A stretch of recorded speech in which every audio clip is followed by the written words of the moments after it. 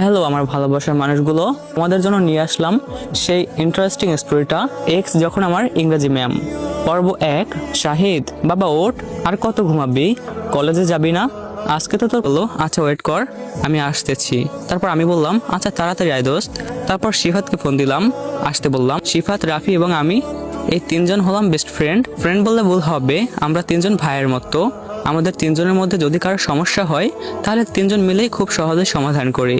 এছাড়া আমাদের তিনজনের একটি সংগঠন আছে যেটার মাধ্যমে গরিব এতিম ভিক্ষুকদের সাহায্য করি। যাই হোক, তিনজন একত্রে হওয়ার পর একটা রিক্সা নিলাম। আমার বন্ধু দুটা মোটা ছিল, এজন্য রিক্সায় তিনজন ধরতেছিল না। এজন্য শিফাত কি করলো, আমাকে তার কোলে নিল। যদিও তাদের তুলনায় আমার ওজন একটু কম ছিল, এজন্য আমি আর মানা করি নাই। আমাদের বাসা থেকে কলেজ বেশি দূরে ছিল না, রিক্সায় যেতে আধ ঘন্টার মতো লাগতো। তো কলেজ গেটের সামনে রিক্সা দাঁড়ালো, আমি নেমে ভাড়া দিলাম। কলেজে ঢুকে দেখলাম বেশ ভালোই তো কলেজ।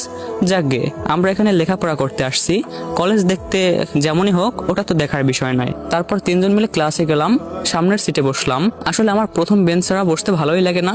একটু পর স্যার আসলেন, স্যার এসে সবার সাথে পরিচিত হলেন এবং আমাদের পরিচয় নিলেন।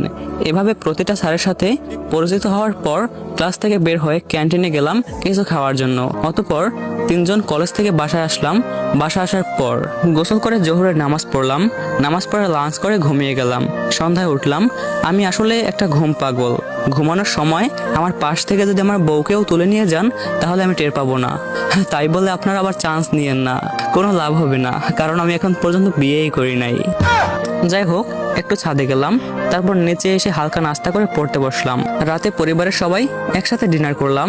ডিনার শেষে আব্বু আমাকে জিজ্ঞেস করলো, আব্বু প্রথম দিন কেমন কাটলো তোমার? আমি বললাম এই তো আব্বু ভালো। তারপর ভাইয়া বলল, যাওয়ার সময় অসুবিধা হয়নি তো তোর? আমি বললাম না ভাইয়া, একদম ঠিক ছিল। তারপর আব্বু বলল, তোমাকে কত করে বলি তুমি গাড়ি ব্যবহার করো, গাড়ি